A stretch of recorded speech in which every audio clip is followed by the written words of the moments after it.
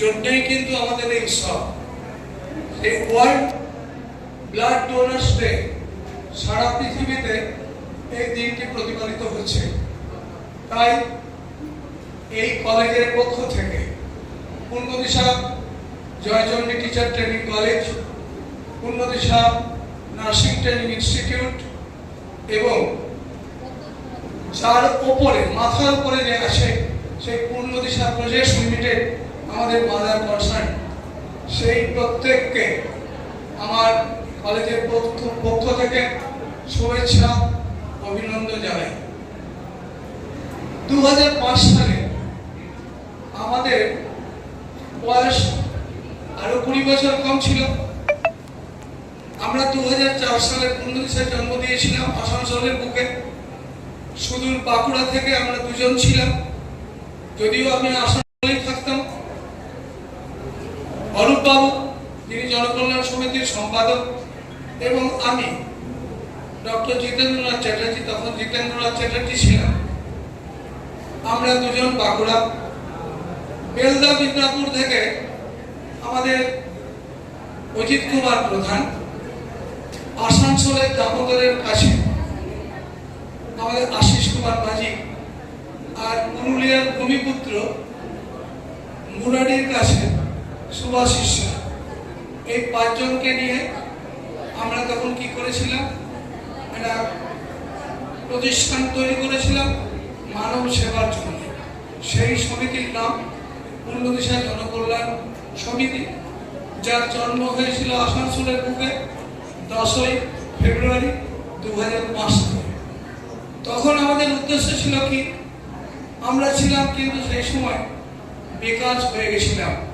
আমরা 84 সাল থেকে আমরা এই 5 জন যুবক আরো 16 বছর অ্যাড করে দিন আপনারা, তাহলে তখন আমাদের গোল্ডেন আওয়ার, আমাদের প্রত্যেকের বয়স 22 বছর 24 বছর। সেই সময় আমরা কিন্তু কি করেছিলাম, আমাদের গোল্ডেন আওয়ারটা আমরা নষ্ট করেছিলাম। একটা এই পশ্চিমবঙ্গ শুধু নয়, ভারতবর্ষের একটা কোম্পানির ছাদের তলায় ছিলাম।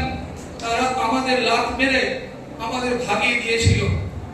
সেদিন আমাদের যে দুঃখ যন্ত্রণা জ্বালা, সেই জ্বালাটা নিয়ে আমরা কিন্তু বেশ কিছুদিন 96 এর পর থেকে আমরা কিন্তু দিশেহারা হয়ে ঘুরে বেড়াচ্ছিলাম। তারপর 2003-এ আবার আমরা 5 জন বিচ্ছিন্ন হয়ে গেছিলাম। আমরা 5 জনের অভাব অনটনের মধ্যে আমাদের তখন দিন চলছিল। তখন আমাদের যে ম্যানেজমেন্ট ছিল, সেই ম্যানেজমেন্টের কিন্তু এতটুকু সহানুভূতি ছিল না। সেই সংস্থাটার নাম আজকে বলতে বাধ্য হচ্ছি, সেটা হচ্ছে একটা অকর্মণ্য সংস্থা, পিয়ারলেস কোম্পানি। সেই অকর্মণ্য সংস্থা আমাদের টাকা নিয়ে তারা বিভিন্ন জায়গায় আবাসন তৈরি করেছে, তারা পিয়ারলেস হসপিটাল তৈরি করেছে। সেই অকর্মণ্য সংস্থা, সেই তার কর্তৃপক্ষ, তাদের আমরা সেদিনে আমরা কিন্তু ওই জায়গা থেকে আমাদের লাভ মেরে ভাগিয়ে দিয়েছিল। সেই জ্বালা যন্ত্রণা নিয়ে আমাদের কোম্পানির জন্ম পূর্ণদিশা প্রজেক্ট লিমিটেড। মনে হয় ভারতবর্ষের মধ্যে একটাই কোম্পানি আছে, সেই কোম্পানি এখনো পর্যন্ত কিন্তু তারা মানব সেবায় নিয়োজিত। তারপর 2004 সালের 1 এপ্রিল আমাদের কোম্পানি জন্ম হয়েছিল। তারপর জনকল্যাণ সমিতি আমরা করেছিলাম ফেব্রুয়ারি 2005 সালে। তো সেদিন আমাদের কি সেবা মূলক আমরা ভেবেছিলাম, দুস্থ মেধাবী ছাত্রছাত্রীদের আমরা টিউশন ফি দেব, বই খাতা দেব। আমরা বেলদায় মিদনাপুরে আমরা একটা, আমাদের প্রধানবাবু থাকতেন, বলতেন কি যে ওখানে লোকেরা যাতায়াতের ওদের বিরাট অসুবিধা। আমরা সেখানে কিন্তু আমাদের জনকল্যাণ সমিতির পক্ষ থেকে একটা বাঁশের সেতু আমরা সেখানে তৈরি করে দিয়েছিলাম। আমরা পুরুলিয়ার বুকে, বাঁকুড়ার বুকে, ধানবাদের বুকে, আমরা ঝাড়খণ্ডের বুকে, বিহারের বুকে বিভিন্ন জায়গায় বিভিন্ন দুস্থ মেধাবী ছাত্রছাত্রীদের আমরা সেদিন কি করেছিলাম, আমাদের যতটুকু সাধ্য সেই সাধ্যের মধ্যে আমরা কিন্তু তাদের বিভিন্নভাবে উপকার করেছিলাম। পরে এই আদ্রারি একটা কুষ্ঠ আশ্রম আছে, সেখানে আমাদের আমরা বিভিন্নভাবে কিছু আর্থিক সাহায্য, আমাদের পুরানো বস্ত্র বিতরণ আমরা করেছিলাম এই কলেজের পক্ষ থেকে। তাই সেই 2004 সালে যে আমাদের শুরু হয়েছিল আমাদের এই প্রতিষ্ঠানের কর্মকাণ্ড, 2011 সালে আমরা এই কলেজের জন্য এনসিডির কাছে আবেদন করেছিলাম। 2013 সালে 50 জন বিএড ছাত্রছাত্রীদের ইনটেক নিয়ে আমরা ডিএলএড কলেজ খুলেছিলাম। তারপর 2017 সালে আমরা কি করলাম, আমরা এই কলেজটাকে বিএড কলেজ 100 ইনটেক, তার সঙ্গে 50 ইনটেক আমরা আবার ডিএলএড পেলাম। তাই আমি প্রত্যেকের কাছে অনুরোধ করব, কলেজের পক্ষ থেকে 15 তারিখ ডিএলএড এর অনলাইন শেষ হচ্ছে। আপনাদের যারা আজকে এসেছেন, যারা রক্তদান করছেন, যারা রক্তদানের আমাদের এই মহৎ উদ্দেশ্যে আমাদের সহযোগিতা করছেন, আমি কলেজের পক্ষ থেকে প্রত্যেককে বলবো, আপনারা আমাদের এখানে অ্যাডমিশন পাঠান। আপনাদের কথা ভাববো, 200 মেধাবী ছাত্রছাত্রীদের আমরা যতটা সম্ভব টিউশন ফি কমিয়ে দেব এবং এই সুযোগটা আপনারা নিন, কারণ আমাদের সীমিত সংখ্যক আসন এখন ফাঁকা আছে। এরপর আমরা 2022 সালে এই যে শিক্ষা নিয়ে যে আমাদের ভাবনা, আমাদের শুধু শিক্ষা নিয়ে ভাবনা নয়, আমাদের ভাবনা আমাদের স্বাস্থ্য নিয়ে। পশ্চিমবঙ্গের যে অবস্থা, শিক্ষায় দুর্নীতি, স্বাস্থ্যে দুর্নীতি, সেই তাতে দুর্নীতি না হয়, আমরা কিন্তু পুরুলিয়ার বুকে বিভিন্ন জায়গা থেকে এসে আমরা পুরুলিয়াবাসীকে সেবা করার জন্য আমরা দুর্নীতি মুক্ত একটা কলেজ তৈরি করেছি, যেখানে দুর্নীতি থাকবে না, যেখানে সবাই এসে বলবে যে আমি দুস্থ, আমি মেধাবী, আমার ব্যাপারটা দেখুন। আমি অনেকের চোখের জল দেখেছি, অনেক গার্জেন এই পুরুলিয়া, বাঁকুড়া পিছিয়ে পড়ে যাবে, আমি সেটা ভেবে আমিও কিন্তু সোনার চামচ রূপার চামচ নিয়ে জন্মাইনি, মনে করেছিলাম আমি লোহার চামচ নিয়ে জন্মেছি। আজ আমরা সেই কথা ভেবে আমরা প্রত্যেককে আমরা আমাদের সহানুভূতি দিয়ে আমরা তাদের অ্যাডমিশনে সাহায্য করে থাকি। অনেকে আমার কাছে আসে টিউশন ফি দিতে পারছি না, অনেকে আমার কাছে আসে এত টাকা দিতে পারবো না, সেগুলো কিন্তু আমরা আমাদের অ্যাডমিশন কমিটি, আমাদের কর্তৃপক্ষ, আমাদের টিআইসি ম্যাডাম, আমাদের প্রিন্সিপাল স্যার, আমাদের অধ্যাপক অধ্যাপিকারা যখন সুপারিশ করেন সেগুলো পালন করার চেষ্টা করি আমরা। এইভাবে আমাদের পথ চলা শুরু। আজ আমরা ছোট্ট একটা বৃক্ষ থেকে আমরা আজকে কিন্তু মহির্ভ একটা বিরাট বৃক্ষে পরিণত হতে চলেছি, আপনাদের সকলের সহযোগিতায়, সকলের শুভেচ্ছায়, সকলের ভালোবাসায়। আজ এই যে বিশ্ব পরিবেশ দিবস আমরা পালন করেছি 5 তারিখে, আমাদের এই কলেজ এখানে প্রত্যেক ছাত্রছাত্রীদের এত সুন্দরভাবে ট্রেন করা হয়, আমার মনে হয় শুধু পুরুলিয়া জেলা নয়, পশ্চিমবঙ্গের মধ্যে আমাদের কলেজ সেরা কলেজ। আমাদের ইন্সপেকশন গত সপ্তাহে বৃহস্পতিবার হয়ে গেছে West Bengal board of primary education থেকে। আমাদের বিএড কলেজ পুরুলিয়া শুধু নয়, সারা পশ্চিমবঙ্গের 641টা কলেজের মধ্যে প্রথম 21টা কলেজের নাম উঠেছিল, সেই নামটা ছিল কুন্দবিশাল প্রথমে। এবারেও অনলাইন যখন শুরু হবে বিএড এর, দেখবেন আপনারা আমার কথা মিলিয়ে নেবেন, কুন্দবিশাল সবার আগে নাম উঠবে এবং কুন্দবিশালের মধ্যে আমাদের প্রায় বিএড এ 50% আমাদের বুকিং হয়ে গেছে। কালকের খবর 98% আমাদের ফর্ম ফিল আপ হয়ে গেছে ডিএলএড এ। তাই আমরা পুরুলিয়াবাসীর কাছে, আমরা আমার সামনে যারা সাংবাদিক বসে আছেন তাদের কাছে, আমার আরো অন্যান্য সাংবাদিক বন্ধুরা আসবেন মাইক নিতে, আমি তাদের কাছে অনুরোধ করব আমাদের হয়ে আপনারা একটু প্রচার করুন, আপনাদের ভাই বোন পাড়া পড়শি তাদের প্রত্যেককে বলুন যে পূর্ণদিশা একটা এমন একটা সংস্থা যেখানে গেলে সহজলভ্য, যেখানে ম্যানেজমেন্ট, যেখানে শিক্ষক শিক্ষিকারা একবার দারুণ লার্নেড, তারা তাদের কাছে ভর্তি তোমরা হও। আমি চাইবো আমার যদি 100 ইনটেক 100 আমরা ভর্তি করতে পারি, 400। আর জিএনএম অনেক কলেজ যেখানে লক্ষ লক্ষ টাকা নিচ্ছে, আমরা মাত্র 2 লাখ 1,80,000 3 বছরের কোর্স ফি সেটা নিচ্ছি। এই সুযোগটা যাতে পুরুলিয়াবাসী নিতে পারে, আমি আপনাদের সবার কাছে আবেদন করব যাতে আমাদের সিট ফুলফিল হয়।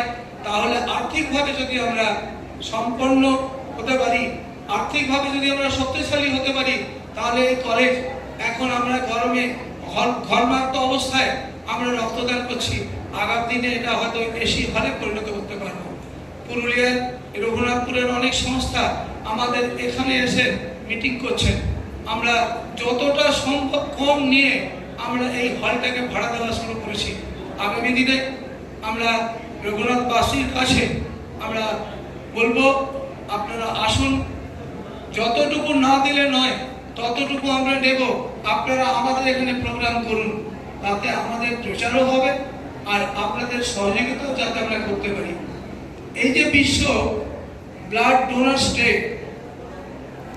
এর যে স্লোগান 2024-এর যে theme of 2024 department of health and human services 20 years of celebrating giving. Thank you blood donors, thank you blood donors, thank you blood donors। 2024-এর স্লোগান বিশ্ব রক্তদাতা দিবসের স্লোগান, সেই স্লোগান আবার বলছি, thank you blood donors, thank you blood donors. এর যে ফাউন্ডার তিনি ছিলেন 14 জুন, যার জন্ম হয়েছিল, নাম ছিল কার্ল ল্যান্ডস্টেনার, যিনি 1868 সালে জন্মেছিলেন, 1943 সালে মৃত্যু হয়েছিল। তিনি ছিলেন একজন অস্ট্রেলিয়ান বায়োলজিস্ট অ্যান্ড ফিজিশিয়ান। সেই ভদ্রলোক অস্ট্রেলিয়ান বুকে কি করেছিলেন, তিনি হয়েছিলেন, কিন্তু তিনি ছিলেন, he was the founder of modern blood transfusion. এই যে ব্লাড ট্রান্সফিউশন রক্তদাতা, বাঁকুড়ার যে ওয়েস্ট বেঙ্গল যে সমস্যা,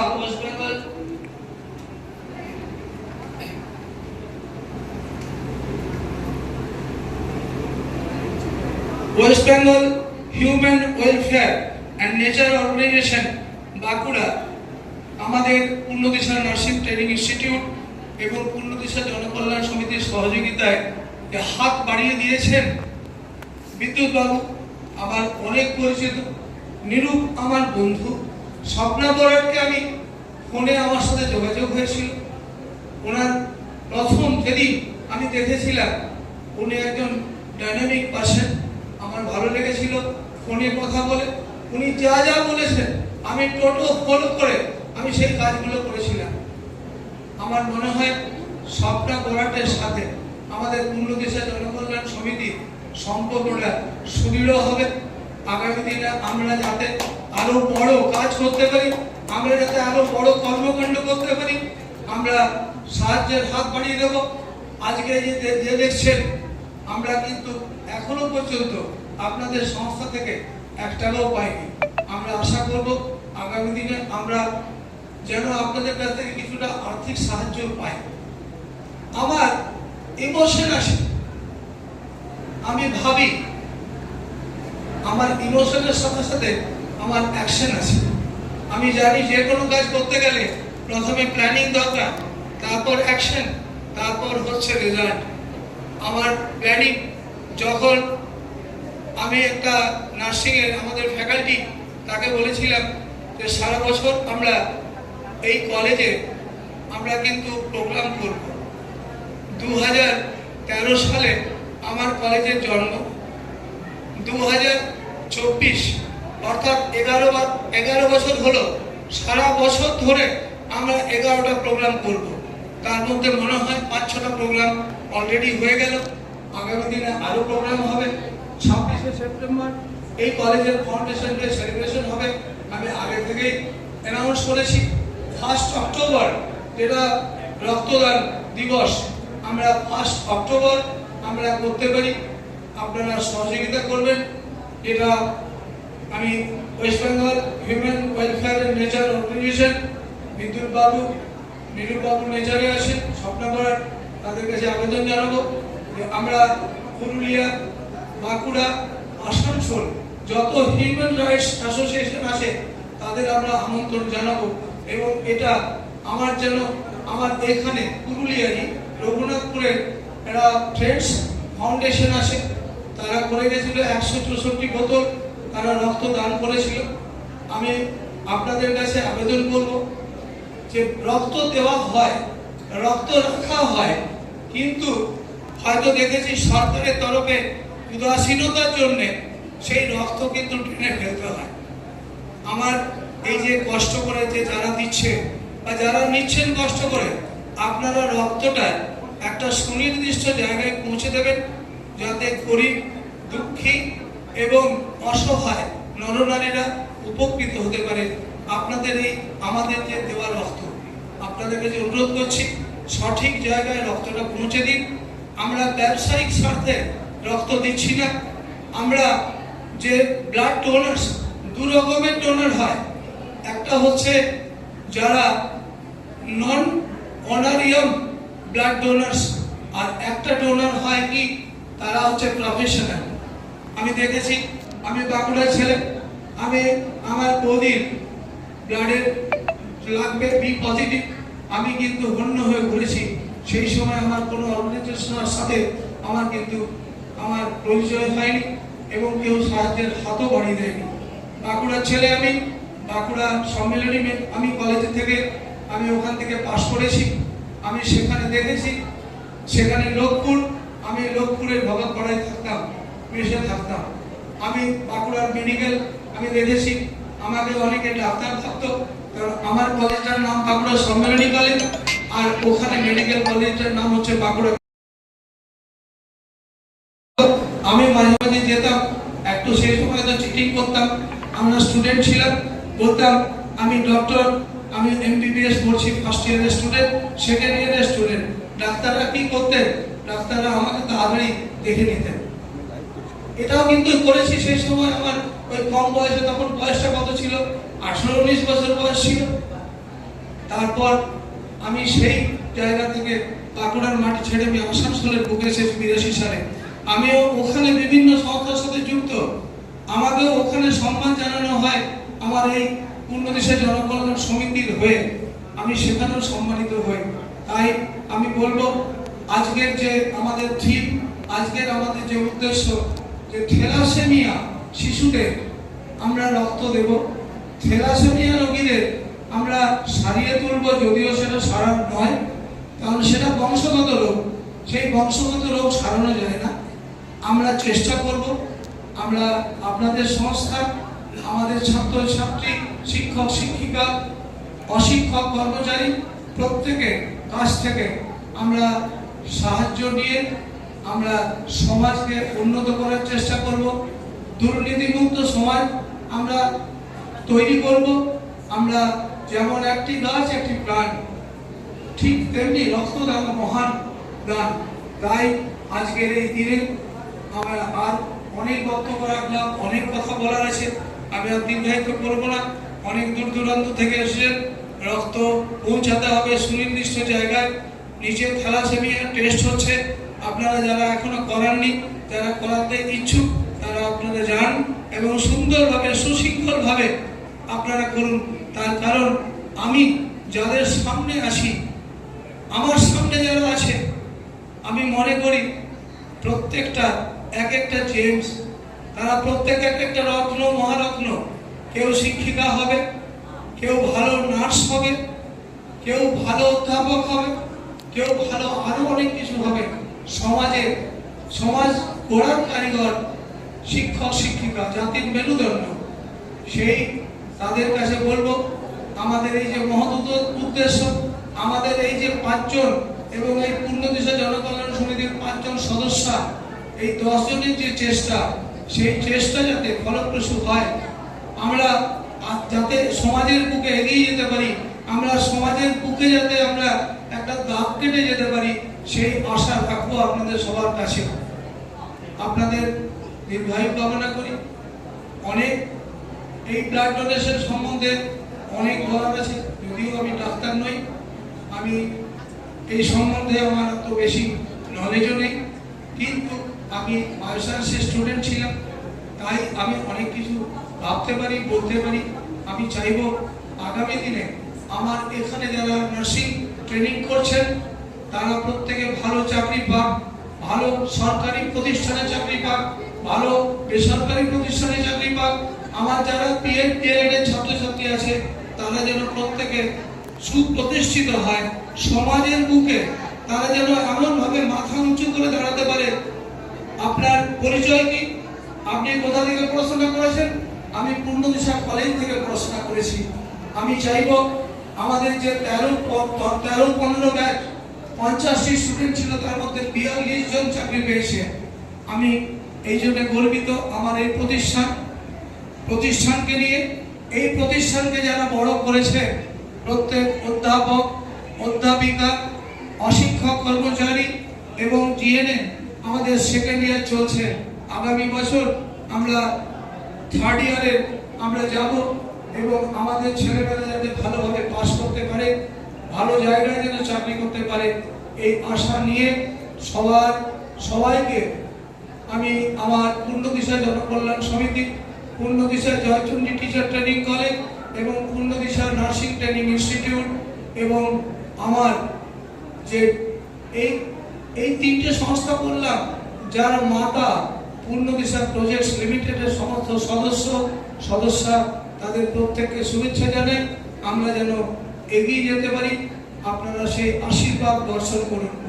সবাইকে ধন্যবাদ। আপনারা সবাই ভালো থাকবেন, সুস্থ থাকবেন।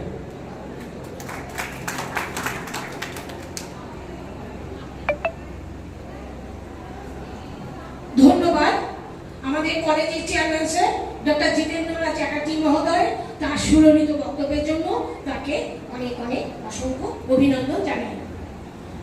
স্বেচ্ছায় করে রক্তদান, হাসিবে রুগী, বাঁচবে প্রাণ। রক্তদান মহৎ দান, রক্তেই কত জীবন বাঁচে। রক্তাভাবে পড়েছে যারা, রক্তদানের আসল মানে একমাত্র তারাই জানে। রক্তদানের মাধ্যমে মানুষকে সাহায্য করুন। আপনার এই মহৎ সাহায্য সে শুধু একটি জীবন বাঁচিয়ে তুলবে তা নয়, বাঁচবে একটি পরিবারও, আর সর্বোপরি বাঁচিয়ে রাখবে আপনাকে, আপনার মানবিকতাকে। এবার বক্তব্য রাখতে আসছেন West Bengal human welfare research অর্গানাইজেশনের ভাইস প্রেসিডেন্ট মাননীয় বিদ্যুৎ মুখার্জি মহোদয়। তাকে মঞ্চে আসতে অনুরোধ করছি। মাননীয় বিদ্যুৎ মুখার্জি।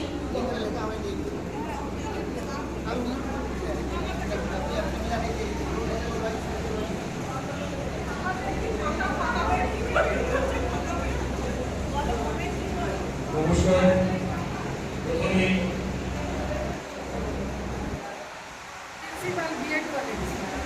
আমি ফ্লোরেন্স নাইটিঙ্গেলের উদ্দেশ্যে প্রণাম জানিয়ে পূর্ণদিশা জনকল্যাণ সমিতি, পূর্ণদিশা কলেজ কর্তৃপক্ষ,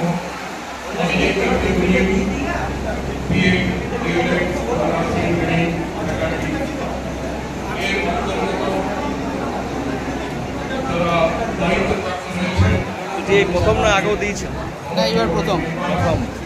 কেমন কি বলবেন, কেমন লাগছে? হ্যাঁ, রক্তদান তো মহৎদান অবশ্যই। সেই সঙ্গে সঙ্গে এই দিনটাতে রক্তদান করে আমার খুব ভালো লাগছে। আশা করি এই দিনটা আরও পরবর্তী বছরগুলোতে পালন করা হবে, যাতে থ্যালাসেমিয়া রোগী সহ যাদের রক্তের সমস্যা বা ক্রাইসিস আছে সেটা পূরণ করা যায়। আপনার পরিচয়? আমার পরিচয়, আমি ডক্টর রাজীব মণ্ডল। আমি পূর্ণদিশা জয়চন্ডী টিচার ট্রেনিং কলেজের প্রিন্সিপাল।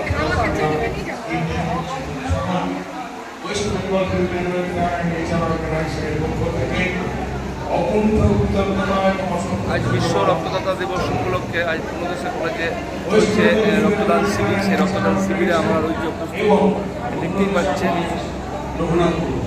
যৌথ উদ্যোগে আজকে আমরা মহান দিন পালন করছি, বিশ্ব রক্তদাতা দিবস, world blood donors day.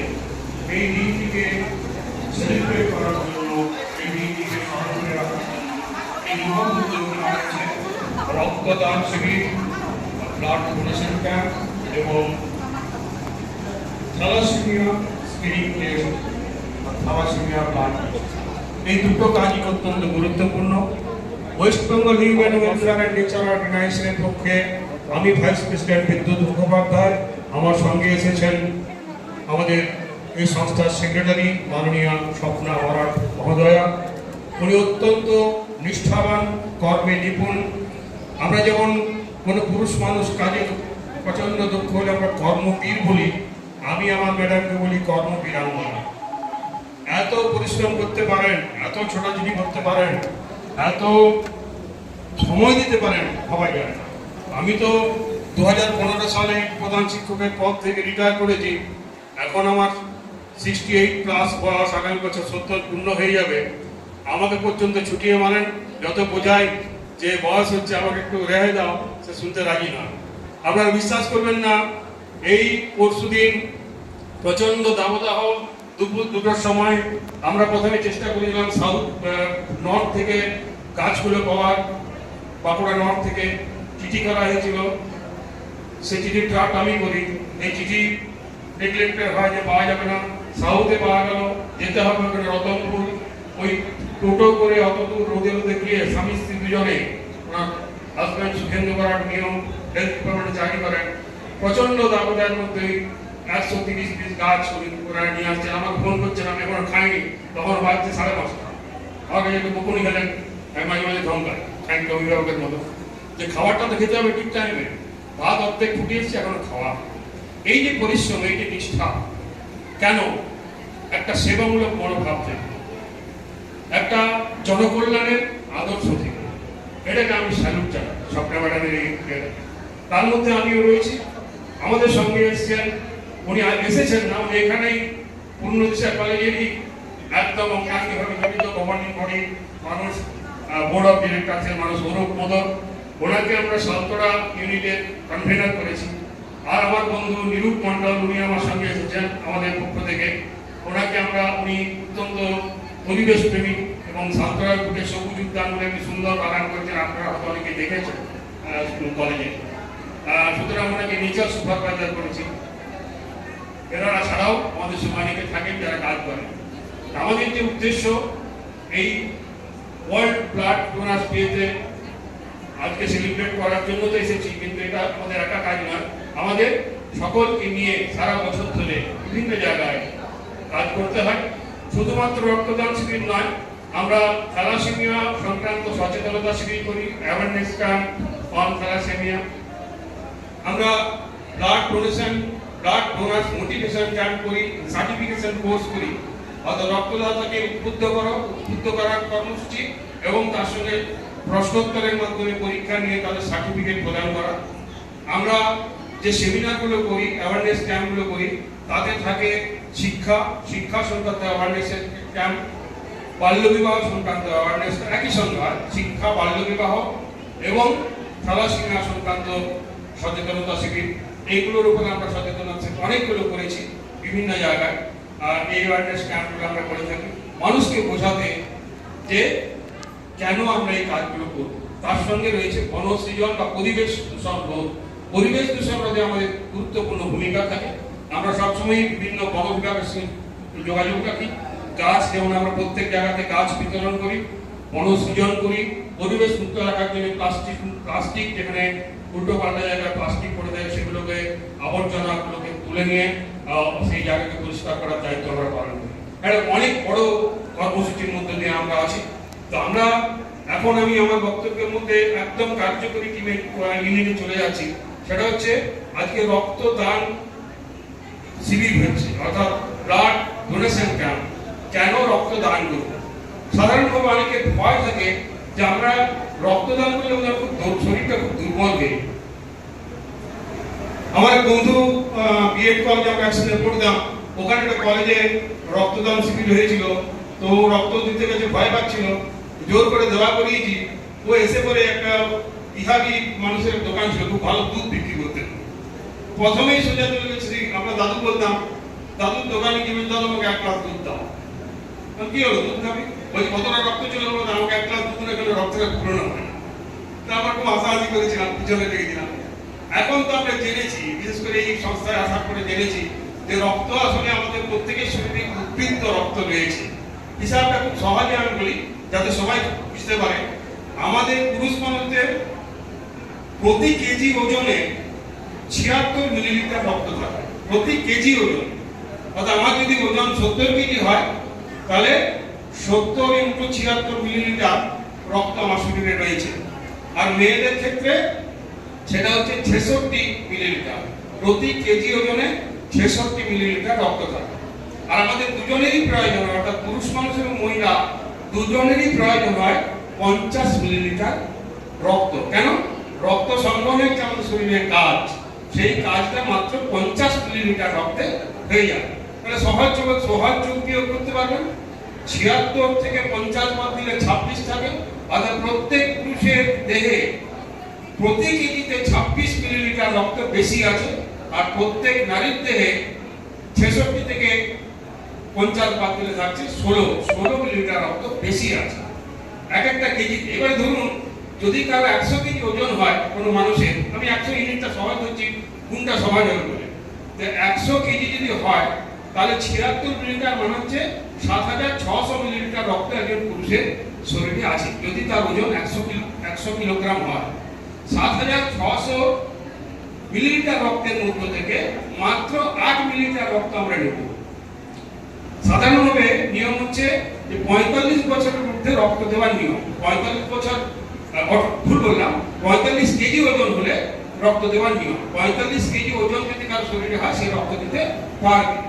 45 KG ওজনের একজন মানুষকে তার যে ব্লাডটা নেওয়া চলে তার পরিমাণটা কিন্তু 10 মিলিলিটারের সামান্য একটু বেশি। কিন্তু যেহেতু কারো বেশি ওজন কারো কম ওজন আলাদা আলাদা তো করা যাবে না, কারণ ওর যে প্যাকেটটা রক্তের যে প্যাকেটটা সেটার মাপ একই এবং সেটাতে 8 মিলিলিটার রক্ত ধরে। তার জন্য কি করা হয়েছে, মোটামুটি টার্গেট রাখা হয়েছে যে 45 কেজি ওজনের একজন মানুষের দেহে যা রক্ত আছে সেই রক্ত পরিমাণ আমরা মোটামুটি নেব। তাই প্রত্যেক আমরা যে আপনারা যে রক্ত দিচ্ছেন আমার ছাত্রছাত্রী বোনেরা ভাই বোনেরা সবাই জানবেন আপনাদের শরীর থেকে, অর্থাৎ একটি মেয়ে যদি রক্ত দেয় তার প্রতি কেজিতে যে 16 মিলিলিটার রক্ত বেশি রয়েছে তার মধ্যে মাত্র 8 মিলিলিটার রক্ত আপনার কাছ থেকে নেওয়া হচ্ছে। তাহলে অর্ধেকটা 50% উদ্বৃত্ত হয়ে যাচ্ছে। সুতরাং পুরুষদের ক্ষেত্রে আরো বেশি রক্ত দেওয়ার ক্ষেত্রে ভয়ের কিছু নেই। রক্ত আপনি নির্ভয় দান করতে পারেন। অর্থাৎ কোনো কিছু যদি আপনি কলসিতে জল ঢেলে চলেন আর জলটা উপচে পড়ে যায়, সেই উপচে পড়া জলের তো কোনো দাম নেই। আমার প্রয়োজন আধ কলসি জল আর আমি ভর্তি রেখেছি, আধ কলসি জল পরের দিন ফেলে দিতে হবে, সেটা নষ্ট না করে আপনি আপনার ওই শরীরের রক্তটাকে যদি কলসি জলের সঙ্গে তুলনা করেন সেটাকে কাজে লাগান, অন্যের জীবন দান করুন। মনে রাখবেন আপনার দেওয়া রক্তটা 3টি রোগীর কাজে লাগবে। মুমূর্ষ রোগী 3 জনকে বাঁচাবে। কিভাবে? আমি ডিটেলস বিজ্ঞানসম্মত জায়গায় যাব না, দেরি হয়ে যাবে। তাহলে আমাদের রক্তের উপাদানে 3টি উপাদান রয়েছে রক্তের মধ্যে, সেই 3টি উপাদান 3 রকম ভাবে কাজে লাগে। অর্থাৎ একজন রক্ত দিলে এক্স যদি রক্ত দেয়, এক্স এর রক্তটা তার যে 3টি উপাদান সেগুলোকে যদি ডিভাইড করা হয়, রক্ত থেকে সেই উপাদানগুলোকে সরিয়ে 3 ভাগে ভাগ করে নেওয়া হয়। এবারে একটা ভাগ হয়তো এল লাগছে, আরেকটা ভাগ এল লাগছে, আরেকটা ভাগ সিএল লাগছে। আমরা 3 জনকে রক্ত দিই। আপনি 8 মিলিলিটার রক্ত দিলেন, আপনি 3 জনের জীবন বাঁচালেন। রক্ত কেন প্রয়োজন, কখন কাজে লাগে? আমরা হয়তো ভাবি যে কোনো রোগীর যদি খুব মরমর অবস্থা হয়ে যায় তখনই বোধহয় রক্তের দরকার হয় না, প্রচুর রক্তের দরকার হয়। কেন, কখন লাগে? মনে করেন ভূমিকম্প হয়ে গেছে, প্রচুর মানুষ চাপা পড়ে গেছে, যুদ্ধ হয়ে গেছে, যুদ্ধে প্রচুর সৈনিক আহত হয়ে গেছে, ট্রেন দুর্ঘটনা ঘটেছে, বিমান দুর্ঘটনা ঘটেছে, প্রচুর মানুষ আহত হয়ে গেছে, বন্যা হয়েছে, বন্যাতে প্রচুর মানুষ রক্তপাত হচ্ছে, সেই সময়গুলোতে রক্তের দরকার হয় সবচেয়ে বেশি। আর মুমূর্ষ রোগী যারা বিভিন্ন ভাবে এমন একটা জায়গায় পৌঁছে গেছে, ক্যান্সার জাতীয় রোগ, যেখানে রক্ত দিতে হবে, যেখানে ডায়ালিসিস করার প্রয়োজন হবে, কিডনি সংক্রান্ত রোগে যারা ভোগেন তাদের রক্ত দিতে হয়, তাই না? এগুলোর জন্য লাগে রক্ত দিতে তখনই হয় যখন রক্তের প্রয়োজন হয়। আর সেই প্রয়োজনটা কিন্তু অনেক বেশি। বিশেষ করে এখন যেমন গ্রীষ্মকালে রক্তের আয়টা কম, গ্রীষ্মকালে অনেক মানুষ রক্ত দিতেই চায়। এত গরমে রক্ত দিলে আমার বোধ হয় মাথা ধরে পড়ে যাবো, শরীর খারাপ হয়ে যাবে, পড়ে যাবো। তার জন্য রক্তের যোগানটা গ্রীষ্মকালে কমে যায়, কিন্তু গ্রীষ্মকালে বেশি রক্তের দরকার। কারণ গ্রীষ্মকালে যেমন আপনি ভাবছেন যে মরে যেতে পারে, সত্যি কতগুলো লোক ওষুধ করছে যাতে রক্ত লাগবে, তাই গ্রীষ্মের যোগানটা কম বলে আমরা সবচেয়ে বেশি ব্লাড ডোনেশন ক্যাম্পগুলো করি গ্রীষ্মকালে রক্তের অল্পতার জন্য। আজকে আমরা যে রক্তদান শিবির করেছি গরমকে মাথায় দিয়ে করছি, এই গ্রীষ্মকালে আমাদের ব্লাড কালেকশন করতে হবে, যাতে ব্লাড ব্যাঙ্কগুলোকে আমরা যদি ব্লাডটা দিতে পারি, সেই ব্লাড মানুষের কল্যাণে কাজে লাগবে, মানুষকে বাঁচিয়ে তুলবে। কিন্তু সবাই রক্ত দিতে পারে, কেউ কেউ পারে, কেউ কেউ পারে না। কিছু কিছু ব্যাপার আছে যেখানে রক্ত দেওয়া যায়। 18 বছর বয়স না হলে আপনি রক্ত দিতে পারবেন না। একজন সুস্থ মানুষ যদি প্রথম রক্তদান করেন, একবারই করছেন, মনে করুন তার বয়স হয়ে গেছে 55, তাহলে কিন্তু তিনি 60 বছর পর্যন্ত রক্ত দিতে পারবেন। কিন্তু যদি 18 বছরের পর থেকে কেউ রক্ত দিতে শুরু করে, মনে করুন একটা ছেলে 22 বছর বয়সে প্রথম দিয়েছে, সে কিন্তু 65 বছর বয়স পর্যন্ত রক্ত দিতে পারবে। এখানে লেখা আছে, দেখবেন নিচে এখানে যে টানানো রয়েছে এগুলো দেখবেন, লেখা আছে যে প্রথম রক্তদাতা, প্রথম যদি রক্তদান করেন তাহলে তিনি 60 বছর পর্যন্ত দিতে পারবেন। আর যদি শেষের দিকে বয়স, আর যদি 18 বছর বয়সে প্রথম রক্তদান করেন তাহলে কিন্তু 65 বছর পর্যন্ত রক্ত দিতে পারবেন। তো রক্ত দিতে তাহলে পারবেন না কে? দুরারোগ্য ব্যাধি যাদের আছে তারা রক্ত দিতে পারবেন না, 45 কেজি ওজনের কম ওজন যাদের তারা রক্ত দিতে পারবেন না, যারা সন্তান সম্ভবা মহিলা, পেটে সন্তান হয়েছে তারা রক্ত দিতে পারবেন না, অনেক ধরনের দুরারোগ্য ব্যাধি আছে সেই ব্যাধিতে আক্রান্ত মানুষ রক্ত দিতে পারবেন না, এবং সবচেয়ে বড় কথা হচ্ছে হাই প্রেসার, হাই সুগার, ওজন কম, এই ধরনের মানুষরা রক্ত দিতে পারবেন না। বাকিরা সবাই সুস্থ এবং রক্ত দিতে পারবেন। রক্তদান একটা মহৎ দান, রক্তদানের মধ্যে আমরা একটা মহৎ কাজ সম্পন্ন করছি, সুতরাং রক্তদানে সবাই এগিয়ে আসবেন। এরপর আমি চলে যাব, এই যে আমরা বলেছি যে থ্যালাসেমিয়া আক্রান্ত শিশুদের জন্য রক্ত দান, একটু আমি বলবো থ্যালাসেমিয়া নিয়ে।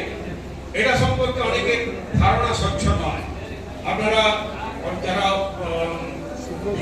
শিক্ষিত মানুষ অনেকে হয়তো জানেন, ছাত্রছাত্রীরা আচ্ছা জানে, কিন্তু বিশেষ করে নার্সিং ট্রেনিং এ যারা রয়েছে তাদের জন্য কিন্তু খুব বেশি দরকার এই কথাগুলো, তথ্যগুলো জানা। থ্যালাসেমিয়া কি জিনিস, তার প্রকৃতিটা কি ধরনের, সেই কতটা ভয়াবহ সংক্ষেপে ব্যাখ্যা করার চেষ্টা করছি, বেশি না 5-7 মিনিট লাগবে। থ্যালাসেমিয়া এটা একটা রোগ, এই রোগটাকে আমরা বলি অটোজোমাল মিউট্যান্ট প্রচ্ছন্ন জিন ঘটিত রোগ। অটোজোমাল মিউট্যান্ট প্রচ্ছন্ন জিন ঘটিত রোগ, যেটা জন্মগতভাবে মা বাবার হাত ধরে আসে, জন্মগতভাবে মা বাবার হাত ধরে আসে। আমি কিন্তু যারা স্টুডেন্টস আছো, বিশেষ করে নার্সিং স্টুডেন্ট,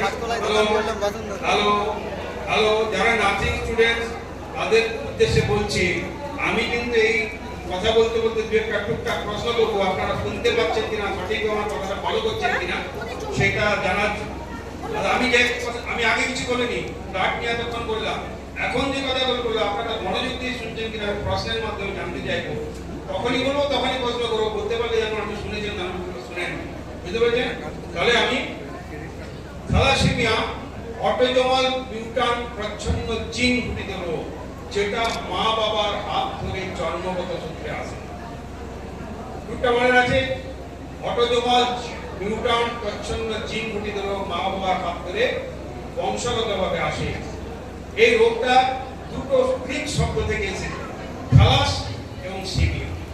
গ্রিক শব্দে থ্যালাস মানে হচ্ছে সমুদ্র, আর সেমিয়া মানে হচ্ছে রক্তাল্প।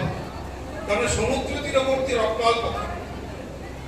কেন সমুদ্র তীরবর্তী রক্তাল্পতা? এটা কি? হ্যাঁ, সমুদ্রের সঙ্গে রক্তাল্পতা কি যোগাযোগ?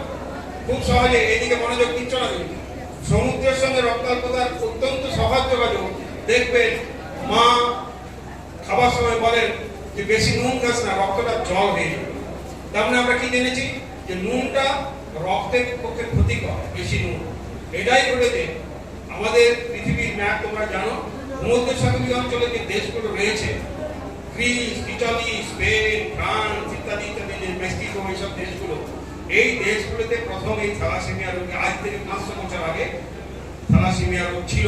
এটা বিজ্ঞানীরা আবিষ্কার করতে, নাম ছিল না, কিন্তু রোগটা ছিল। সেই থ্যালাসেমিয়া রোগের প্রাদুর্ভাব প্রথম ঘটে ওই জায়গায়, এবং বহুদিন পর, বেশি দিন আগে নয়, আমেরিকার দুজন বিজ্ঞানী কার্ল লি এবং থমাস কুলি, এরা দুজন 1925 সালে 5 জন রোগীর উপর, এই ধরনের রোগীর উপর পরীক্ষা নিরীক্ষা করে 1932 সালে তাদের গবেষণা পত্র প্রকাশ করলেন এবং সেই গবেষণা পত্রে জানালেন যে থ্যালাসেমিয়া একটি রোগ এবং সেটা অটোজোমাল মিউট্যান্ট প্রচ্ছন্ন জিন কৃত রোগ। এই জিনটা কি জিনিস একটু ব্যাখ্যা করি ছোট্ট একটা গল্পের মাধ্যমে।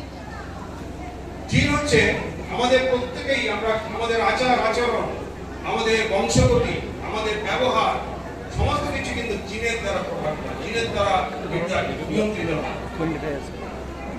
বংশগতভাবে জিনটা রক্ত পরম্পরায় চলে আসে। একটা গল্প বললে তোমরা বুঝতে পারবে। একজন ধনী ব্যক্তি গাড়ি চালিয়ে যাচ্ছেন, হঠাৎ দেখলেন রাস্তার ধারে একটা ছেলে পড়ে আছে, গাল শরীর, প্রচুর টাকা, ধরে নিলেন ছেলেটিকে, বাড়িতে নিয়ে এলেন, কিছু মানুষ করলেন, এই ছেলেটি বড় হতে লাগলো। ইতিমধ্যে সেই ভদ্রলোকের নিজের একটি ছেলে, তাদের একটি কুড়িয়ে পাওয়া ছেলে, একটি নিজের ছেলে। কুড়িয়ে পাওয়া ছেলেটিও বড় হচ্ছে এবং ধনীর পরিবারে যেভাবে বড় হয়েছে ওই লেখাপড়া হচ্ছে, গাড়ি চলছে, বিলাসিতা করছে, সবই করছে। আর নিজের ছেলে নিজের বেশ কিছু বড় হওয়ার পর যখন লেখাপড়া শেখা হয়ে যাচ্ছে, অনেক বড় হয়েছে, তখন দেখা যাচ্ছে কুড়িয়ে পাওয়া ছেলেটি চাইছে যে ওই ভদ্রলোকের আসল ছেলেকে মেরে ফেলবে। তার উদ্দেশ্য হচ্ছে যে এই ছেলেটা যদি থাকে তাহলে আমি সম্পত্তিগুলো পাবো না। ও বাবা বলে, বাবা মাই বলে, সে জানে যে ওর যে জিন কাজ করছে যে আমি যদি আমার ভাইটাকে না মেরে ফেলি তাহলে আমি সম্পত্তিগুলো পাবো না, এ পেয়ে যাবে, তাই একে মেরে ফেলি। এই যে ঘটনার ঘটলো, আসল ছেলে কিন্তু এরকম ভাবছে না, কুড়িয়ে পাওয়া ছেলে ভাব। তার মানে কি, তার জিনটা যে বংশ থেকে এসেছে সেই জিনে কিন্তু অপরাধের বীজ রয়েছে, দুষ্কৃতির বীজ রয়েছিল, অপরাধ করেছে তার পূর্বপুরুষরা, সেই অপরাধের জিন এসেছে। সুতরাং আমাদের এই জিন ছুটি গ্রহণ করছি, তাহলে রক্তের মধ্যে যে জিন আসছে, পূর্বপুরুষদের মধ্যে কারো যদি থ্যালাসেমিয়া থাকে তাহলে বংশের যে কোনো জেনারেশনে যে কোনো কারো থ্যালাসেমিয়া হতে পারে। এবং সেই থ্যালাসেমিয়া রোগটা কিভাবে জানা যায়? মাতৃগর্ভে প্রথম থ্যালাসেমিয়া রোগটা তৈরি হয়ে, শুনছো তোমরা? মাতৃগর্ভেই থ্যালাসেমিয়া রোগটা কিন্তু শুরু হয়ে জানা যায় কখন? শিশুটি জন্মানোর 2 বছরের মধ্যে জানা যায় কিছু সিমটম থেকে। গতকালই আমরা একটা শিবির করেছি, থ্যালাসেমিয়া সচেতনতা শিবির, সেখানে তখনই কিন্তু একটি থ্যালাসেমিয়া আক্রান্ত শিশুকে আমরা দেখতে পেয়েছি, আবিষ্কার করতে। তাহলে 2 বছরের মধ্যেই জানা গেল যে এই ছেলেটি বা এই শিশুটি থ্যালাসেমিয়া কি করে যাবে। কতগুলো লক্ষণ, লক্ষণটা হচ্ছে গালগুলো ফুলে যাবে, কপালটা ফুলে যাবে, পেটটা বড় হয়ে যাবে, মেজাজ খিটখিটে হয়ে যাবে, ঘাই ঘাই ঘাই ঘাই করবে, কান্নাকাটি। এই সিমটমগুলো থেকে বোঝা যায় তার থ্যালাসেমিয়া। থ্যালাসেমিয়া, এবারে আমি চলে যাই থ্যালাসেমিয়া। থ্যালাসেমিয়া 2 রকম, আলফা থ্যালাসেমিয়া, বিটা থ্যালাসেমিয়া। বড় বললাম alpha thalassaemia, beta thalassaemia. Alpha thalassaemia আবার 2 রকম, alpha thalassaemia major, beta thalassaemia, alpha thalassaemia major, alpha thalassaemia minor. আর বিটা থ্যালাসেমিয়া 2 রকম, beta thalassaemia major, beta thalassaemia minor. এই যে beta thalassaemia major, এটা হচ্ছে ভয়ঙ্কর থ্যালাসেমিয়া। এই থ্যালাসেমিয়ায় যদি কোনো শিশু আক্রান্ত হয় তাহলে বুঝতে হবে তার শরীরে রক্ত নিয়মিত নষ্ট হয়ে যাচ্ছে, কমে যাচ্ছে। তার রোগটা সারানোর কোনো ওষুধ নেই, একটাই ওষুধ, সেটা হচ্ছে ব্লাড ট্রান্সফিউশন। আমাদের চেয়ারম্যান সাহেব বলছিলেন ব্লাড ট্রান্সফিউশন, অর্থাৎ রক্ত তাকে দিতে হবে, তার অন্য শরীর থেকে তাকে রক্ত দিতে হবে নিয়মিত, ডায়ালিসিস করানো 15 দিনে একবার, 1 মাসে একবার, 1.5 মাসে একবার, যেমন যেমন ডাক্তার প্রেসক্রাইব করবেন, নিয়মিত তাকে রক্ত দান করতে হবে, তবে বেঁচে থাকবে। কিন্তু দীর্ঘদিনের জন্য নয়, 25 থেকে 30 বছর। তার জীবনের লিমিট হচ্ছে 25 থেকে 30 বছর মাত্র। অর্থাৎ একটা থ্যালাসেমিয়া মেজর আক্রান্ত শিশু 25 থেকে 30 বছর পর্যন্ত বাঁচতে পারে। আমি একটা ছোট্ট মজার গল্প বলবো। আমার পাড়াতে একটি ছেলে আছে, সে লেখাপড়া থেকে স্কুলে কোনোদিন যায়। আমি একদিন বেরিয়ে স্কুলে আসার জন্য, বাস ধরার জন্য, আমি দেখছি কারোর সঙ্গে একটা গল্প করছি, কেউ যে মারা গেছে। আমি যখন কাছে গেলাম, ওকে বললাম যে কে মারা গেছে রে? তো বলছি অমুক জন মারা গেছে। কি হয়েছিল? বলছি কি বলছিল, ঠেলা সামনা লেগে একটা বলছিল। হয়তো ও তো শিক্ষিত ছেলে নয়, তার জন্য থ্যালাসেমিয়াটা ওকে খেলা ও মূর্খ হয়ে খেলা সামলা কথা বলেছে, কিন্তু খেলা সামলা কথাটা কিন্তু দেখুন, অর্থাৎ খেলা সামলা আমরা কখন বলি একটা ঘটনা বিপদ ঘটে গেছে, এবার খেলা সামলা কি করবি কর, কি করে ম্যানেজ করবি কর। এই যে শিশুটা জন্মে গেল মেজর থ্যালাসেমিয়া নিয়ে, এটা কিন্তু বাবা মায়ের কাছে খেলা সামলানোর বিষয়। মা বাবা জেনে যাচ্ছে এই শিশুটি থ্যালাসেমিয়া আক্রান্ত এবং আমাদের চোখের সামনে 25 থেকে 30 বছর পর্যন্ত বাঁচবে এবং ব্লাড দিয়ে অন্য কোনো ওষুধ নেই, রক্ত দিয়ে বাঁচাতে হবে। এই যে একটা অভিশাপ, এটা থেকে বাঁচতে হবে। মেজর থ্যালাসেমিয়া খুব ভয়ঙ্কর, কিন্তু যেটা minor thalassaemia, alpha thalassaemia minor বা বিটা থ্যালাসেমিয়া দুটোই কিন্তু অপেক্ষাকৃত কম বিপজ্জনক। বাহক মনে করুন আমি থ্যালাসেমিয়ার বাহক, আমি থ্যালাসেমিয়া বহন করছি না, আমি থ্যালাসেমিয়া রোগী নই, অন্য কারো আমার পরবর্তী জেনারেশন অন্য কারো একটা হয়ে যেত। মাইনর কিন্তু ভয়ঙ্কর নয়, মাইনরের দ্বারা কেউ রোগাক্রান্ত হতে পারে কিন্তু নিজের রোগ। এখন এটাকে আটকাতে হবে কিভাবে? এই থ্যালাসেমিয়া রোগকে আটকানো যায় কি করে? তার একটাই উপায়, আমরা জানি যে পুষ্টি বিচার করা হয়। পুষ্টিতে 36 গুণ সমান 100%। অর্থাৎ জ্যোতিষী যদি বলে দেয় হ্যাঁ তোমার ছেলে বা মেয়ের যার সঙ্গে তুমি বিয়ে দিচ্ছ পাত্রীর একদম রাজ্যটক, কারণ বুঝতে হবে 20% বেশি মিলে গেছে, 22% 25% মিলে গেছে, তাই রাজ্যটক। যদি 10% হয় না এই পেটে চলবে না, তোমাদের বিপদ আছে, ভাড়া আছে, কেউ মারা যাবে, ডিভোর্স হয়ে যাবে। পুষ্টি বিচার করে একদিন বিয়ে হয়। আমরা এখন বলবো পুষ্টি বিচার থ্যালাসেমিয়া টেস্ট করে দিয়ে দেবো। এই যে তোমাদের থ্যালাসেমিয়া স্ক্রিনিং টেস্ট হচ্ছে, এই টেস্টের মাধ্যমে জানা যাবে তোমার শরীরে থ্যালাসেমিয়া বাহক কিনা। এখানে যারা উপস্থিত আছে কারো থ্যালাসেমিয়া মেজর রোগ নেই, কারণ সেরকম কারো চেহারার কোনো ডিফর্মিটিস নেই, কারণ নিশ্চয়ই থ্যালাসেমিয়া বাহক। আমরা যতজন আছি তার মধ্যে অন্তত 5টা থ্যালাসেমিয়া বাহক বেরোবে। থ্যালাসেমিয়া বাহক যদি কারো বেরোয় তাহলে কি করতে হবে? বিয়ের সময় দেখতে হবে যে যে মেয়েটি থ্যালাসেমিয়া বাহক হলো তার কিন্তু থ্যালাসেমিয়া বাহক ছেলের সঙ্গে বিয়ে হওয়া যাবে। যে ছেলেটি থ্যালাসেমিয়া বাহক হলো তার কিন্তু থ্যালাসেমিয়া বাহক মেয়ের সঙ্গে বিয়ে হবে। তাহলে কি করতে হবে? বিয়ের সময় রুচি বলে একটি মেয়ের বিয়ে দিচ্ছে, তার বাবাকে যেয়ে বলতে হবে কাকু আপনার মেয়ের তো রুচি তো থ্যালাসেমিয়া বাহক বেরিয়েছিল, আপনি যে পাত্র সিলেক্ট করে তার ব্লাড টেস্ট করেছেন, থ্যালাসেমিয়া বাহক আছে কিনা দেখবেন। বাহকে বিয়ে হলে কি হবে? থ্যালাসেমিয়া মেজর শিশু জন্মাতে পারে, থ্যালাসেমিয়া বাহক শিশু জন্মাতে পারে। সুতরাং এটা আটকানোর একটাই উপায়, সেটা হচ্ছে বিয়ের সময় ব্লাড টেস্ট করানো। যাদের তোমাদের থ্যালাসেমিয়া বাহক যদি কারো বেরোয়, আমি চাই না বেরোয়, যদি বেরোয় সেটা ঘরে গোপন করো না, ঘরে জানাবে এবং নিজের সেফটির জন্য বাবা মাকে বলবে যে আমার পাত্র যেন থ্যালাসেমিয়া বাহক না হয়, ছেলেদের ক্ষেত্রে আমার পাত্রী যেন থ্যালাসেমিয়া বাহক না হয়। তাহলে তোমার জীবনের সেফটি, না হলে কিন্তু খেলা সামলার জায়গায় চলে যেতে হতে পারে। ঠিক আছে, আজকে যে টেস্টটা হচ্ছে স্ক্রিনিং টেস্ট, অর্থাৎ যারা জন্মে গেছি তাদের যে রক্ত পরীক্ষা, এই পরীক্ষাটার নাম হচ্ছে হিমোগ্লোবিন ইলেকট্রোফোরেসিস পদ্ধতিতে। এই পরীক্ষাটা হচ্ছে রক্ত নিয়ে তার থেকে থ্যালাসেমিয়া সেল আছে কিনা সেটা দেখা। টেস্টগুলো বলে আমি আমার কথা শেষ করব। মায়ের গর্ভে যে সন্তানরা থাকে সেই সন্তানদের 3 ধরনের টেস্ট হয়। অর্থাৎ মায়ের গর্ভে কোনো শিশু যদি থ্যালাসেমিয়া রোগে আক্রান্ত হয় সেই টেস্ট 3 ভাবে হয়। 3টে টেস্টের নাম হচ্ছে, 1 নম্বর হচ্ছে কোরিওনিক ভিলিয়াস স্যাম্পলিং, 2 নম্বর হচ্ছে অ্যামনিওসিনথেসিস, আর 3 নম্বর হচ্ছে ফিটাল ব্লাড স্যাম্পলিং। এই 3 ধরনের স্যাম্পলিং এর মাধ্যমে গর্ভজাত শিশু থ্যালাসেমিয়া আছে কিনা জানা যায়। আরেকটা তথ্য জানিয়ে আমার কথা শেষ করব। গর্ভে যে সন্তান আসে এটা সবারই জন্য জানা দরকার যে 100টা শিশুর মধ্যে 25 জন থ্যালাসেমিয়া মেজর রোগী হয়ে জন্মায়, 50 জন থ্যালাসেমিয়া বাহক হয়ে জন্মায়, আর 25 জন নর্মাল স্বাভাবিক শিশু হয়ে জন্মায়। অঙ্কটা কিন্তু ভয়ঙ্কর, বেশিটা নিয়ে নিয়েছে কিন্তু থ্যালাসেমিয়া। 25 ভাগ নিয়েছে থ্যালাসেমিয়া মেজর, 50 ভাগ নিয়েছে থ্যালাসেমিয়া বাহক। কারণ 75 ভাগ থ্যালাসেমিয়া গ্রহণ করে নিয়েছে, মাত্র 25 ভাগ শিশু নর্মাল জন্মাচ্ছে।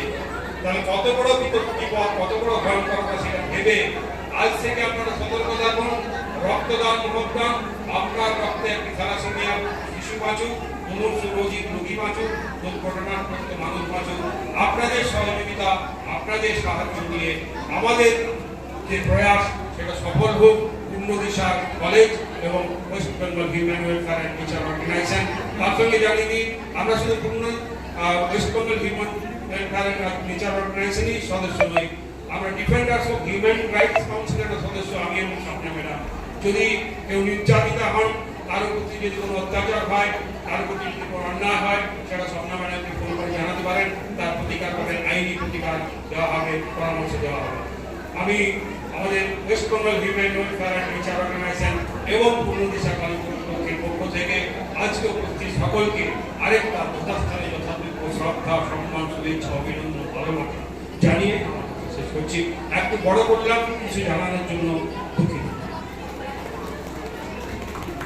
ধন্যবাদ প্রাসঙ্গিক বক্তব্য রাখার জন্য বিদ্যুৎ মুখার্জি মহোদয়কে ধন্যবাদ।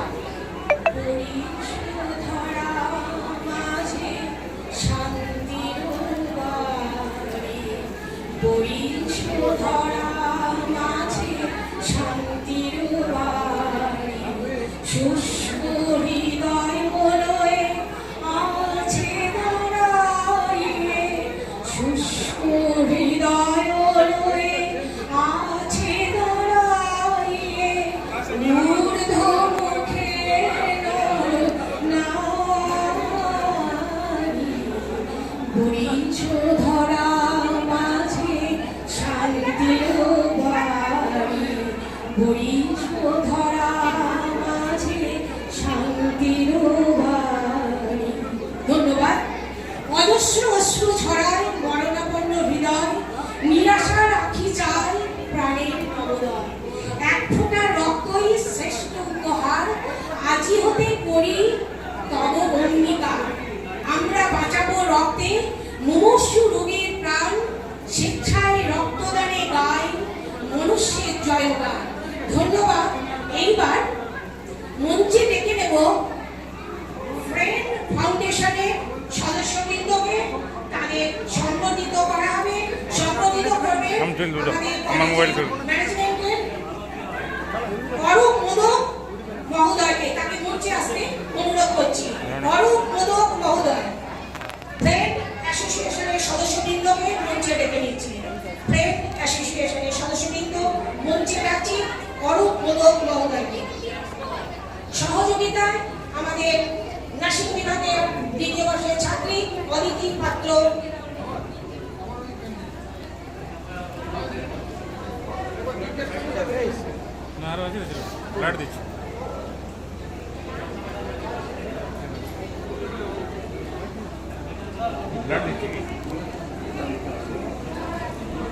সম্বোধিত করছেন ম্যানেজমেন্টের অরূপ মোদক মহোদয়, ফ্রেন্ড অ্যাসোসিয়েশনের সদস্য। সহযোগিতায় আমাদের নার্সিং বিভাগের দ্বিতীয় বর্ষের ছাত্রী অদিতি পাত্র।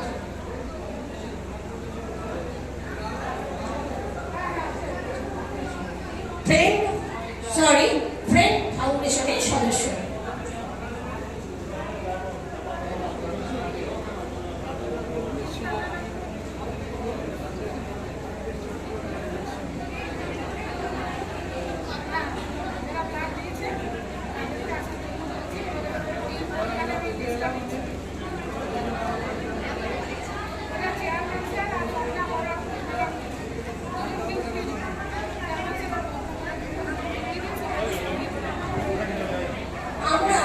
অনুষ্ঠানে শেষ পর্যায়ে এসে পৌঁছেছি। এইবার যারা আজকের এই বিশেষ দিনে রক্তদান করেছেন তাদের মঞ্চে আসতে অনুরোধ করছি।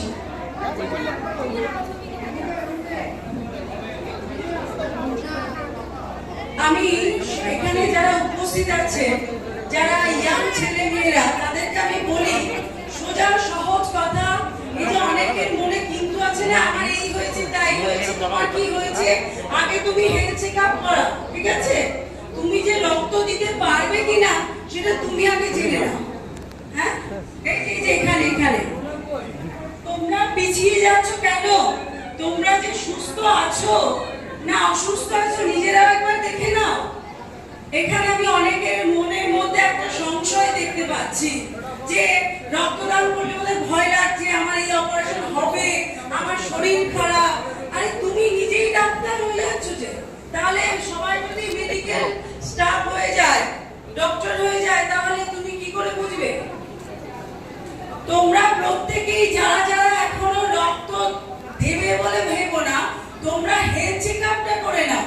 রক্ত দেওয়ার যোগ্য কিনা সেটা একবার জেনে নাও। আমি সবাইকে রিকোয়েস্ট করব, সবাইকে। তোমরা এখানে করেছো? তোমরা এখানে করেছো না? বলো না এখানে কে কে দেওয়া হয়নি, মানে ওখানে গিয়ে চেকআপ করানো হয়নি? কার কার? হ্যাঁ, এক সেকেন্ড এই আসল কথা একটু, কার কার চেকআপ করানো হয়নি? অন্তত হেলথ চেকআপটা করিয়ে নাও। তুমি নিজে জানো নিজে কতখানি সুস্থ এবং কেমন আছো, সেটা নিজের জানার খুব দরকার। রক্ত দান করা মানে আমি অন্যকে উপকার করছি না, প্রথম বেনিফিট আমার নিজের। আমিও কিন্তু এখনো রক্তদান করি। আমি এই 2 মাস আগে রক্ত দিয়েছি, কারণ আমার তো 4 মাস আগে দেওয়া যাবে না, তাহলে আমার 4 মাস হয়নি। দেখো এখনো পর্যন্ত আমার সেই দাগ আছে। সেই জন্য রক্ত মানে দান করার আগে নিজের বেনিফিটটাকে বুঝতে হবে, আমি কতখানি সুস্থ আছি। সেই জন্য আমি সবার কাছে অনুরোধ করবো, এই কলেজের কমিউনিকেশন কলেজের যারা স্টাফ আছেন, যারা টিচিং স্টাফ, যারা স্টুডেন্ট, যারা বাইরে থেকে এসেছেন, প্রত্যেকে আজকে ওয়ার্ল্ড ডোনার্স ডেতে প্রত্যেকে নিজের স্বাস্থ্য সচেতনতা হন, রক্তদান করে করবে। আগে ওখানে যিনি ডক্টর আছেন সেখানে গিয়ে একবার নিজের হেলথ চেক আপ করবেন।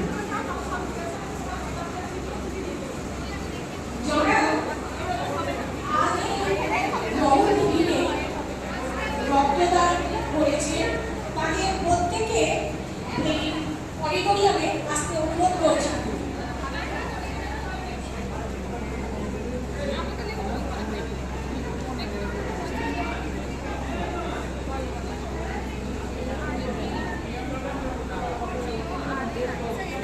আমাদের মাঝে আছেন বন্ধু পরিবারের সদস্য, আমি সেই রক্তদান মঞ্চে আসতে অনুরোধ করছি।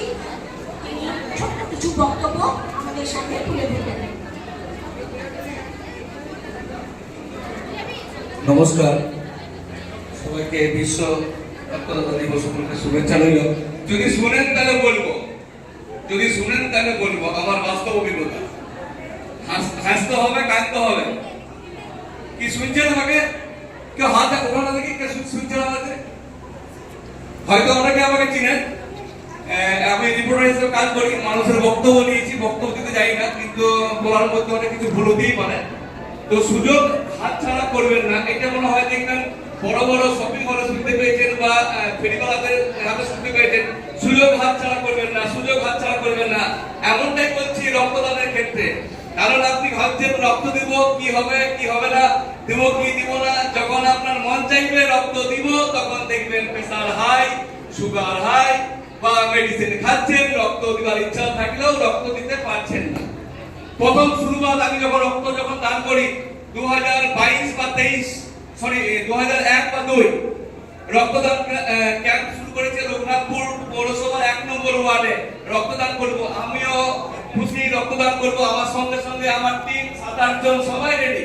রক্তদান করতে গেছি, ভেবেছি যে এইটুকু মনে হয় বোতলের রক্ত দেয় না, রক্ত পরীক্ষা করার জন্য।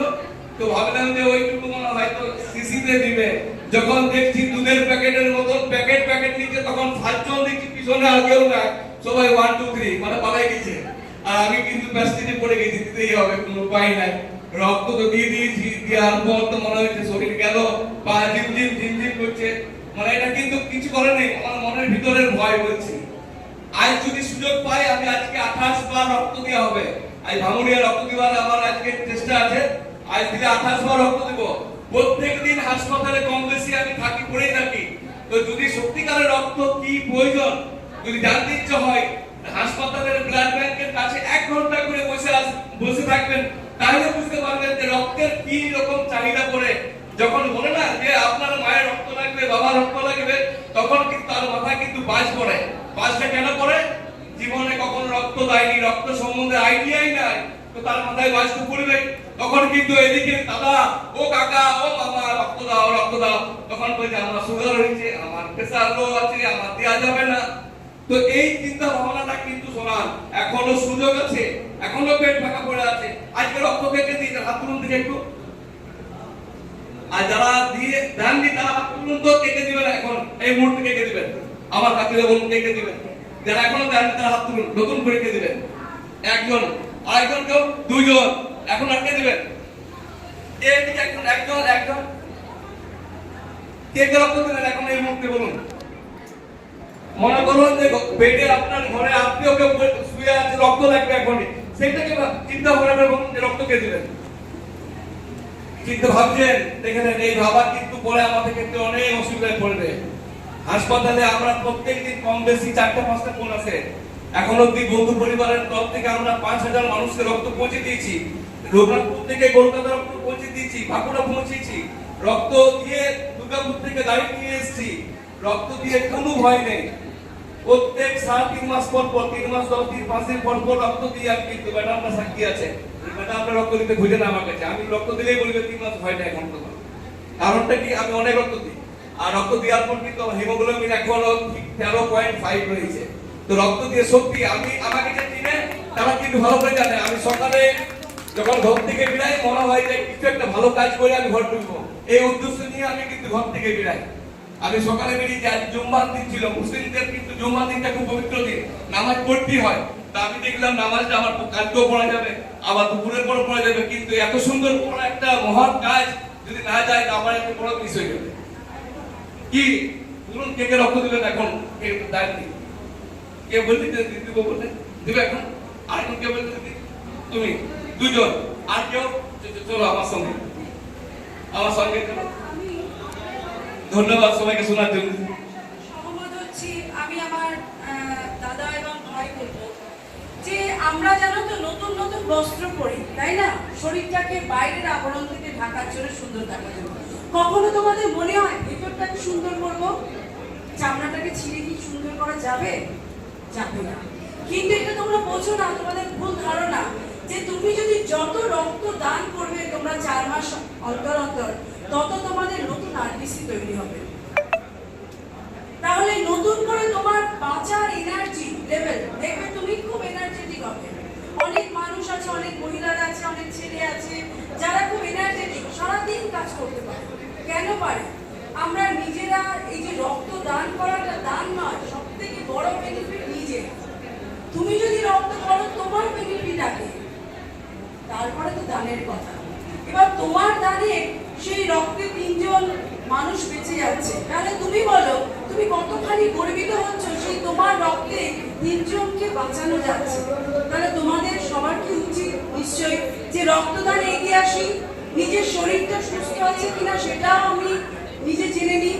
আমি এই ভাইয়ের সাথে একমত যে ভাই যে কথাটা বললেন, যেই বয়সে যখন তুমি জেনে যাবে, এখন তোমার ধারণা ভুল, মানুষ কেন রক্তদান করে না, হয় নইলে কুসংস্কার, ভুল চিন্তাধারা থেকে। কিন্তু এটাকে মনে রাখো, এখন বর্তমান সমাজে তোমরা অনেক বেশি এগিয়ে আছো। তাই আমার মনে হয় যে মেয়েরা তোমাদের যত এগিয়ে আসা হবে এই মহান কাজে, তত আমাদের সমাজ কিন্তু এগিয়ে যাবে। তোমরাই কিন্তু পারবে। আগামী দিনে আমি West Bengal human welfare and nature অর্গানাইজেশনের সেক্রেটারি স্বপ্ন করার। আমি দেখো সারাদিন কিন্তু প্রচুর কর্ম করি। আমি শুধু স্টেজে জ্ঞান দিই না, সেই জ্ঞানটাকেও আমি নিজের জায়গায় রাখি। আমিও কিন্তু দেখো 2 মাস আগে রক্ত দিয়েছি, দেখো এখনো পর্যন্ত আমার হাতে দাগ দেখতে পাবে। কিন্তু আমারও ইচ্ছে হচ্ছে যে আমি যদি রক্ত আজকে দিতে পারতাম খুব ভালো হতো, কারণ আজকের দিনটাকে স্মরণ রাখার জন্য। যদিও আমি প্রথমে বলেছি ওয়ার্ল্ড ডোনার্স ডে কিন্তু এভরিডে, বাট আজকে আমরা বিশেষভাবেই সেটাকে পালন করছি। কিন্তু আমাদের মন দেখবে, একবার যদি তুমি রক্তদানে এগিয়ে আসো, তোমার নিজেরই ইচ্ছে করবে যে বারে বারে আমি এই কাজে এগিয়ে যাই। প্রথম কথা, আমরা নিজেরা সুস্থ থাকবো, তাই না? এটাই তো আমাদের দায়িত্ব নিজের প্রতি। সেই দায়িত্বটা নিজেরা পালন করো। আরো তোমরা নিজেদের বন্ধু বান্ধব আত্মীয় স্বজন তাদেরকেও বোঝাও, ঠিক আছে? ধন্যবাদ। হ্যাঁ, তোমরা এগিয়ে যাও। যারা এখনো পর্যন্ত রক্তদান করতে ভয় পাচ্ছ বা ভুল ধারণা নিয়ে বসে আছো, তারা চলে যাও। ম্যাডাম এখনো বসে আছেন। আমাদের রঘুনাথপুর যে ব্লাড সেন্টার থেকে ম্যাডাম এসছেন, তার কাছে অন্তত চেক আপে যাও, মানে হেলথ চেক আপটা করাও। দেখো তুমি রক্ত দিতে পারবে কিনা, তুমি স্টেডি কিনা, তোমার শরীর স্টেডি কিনা। যদি দেখা যায় যে তোমার কোনো ঘাটতি আছে সেটাকে পূরণ করার চেষ্টাও তুমি করো, তাহলে তোমাকে তাগিদ রাখতে হবে যে আমার শরীরটাকে কিভাবে আমি সুস্থ রাখবো, তাই না? এটা তোমার ভেতরের অর্নামেন্টস, এটাকে তোমাকে তোমার মধ্যে করতে হবে। আচ্ছা আচ্ছা, ধন্যবাদ।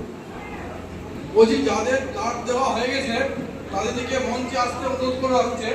তাদের সার্টিফিকেট, মেমেন্টো এবং চারা গাছ দেওয়া হবে। চারা গাছটি যত্ন করে বাড়িতে লাগাবে। যারা দাঁড় দিয়েছে তাদেরকে মঞ্চে আসতে অনুরোধ করা হচ্ছে। তাদের সবাইকে সার্টিফিকেট, মেমেন্টো এবং চারা গাছ দেওয়া হবে। চলে আসো সবাই যারা দিয়েছো।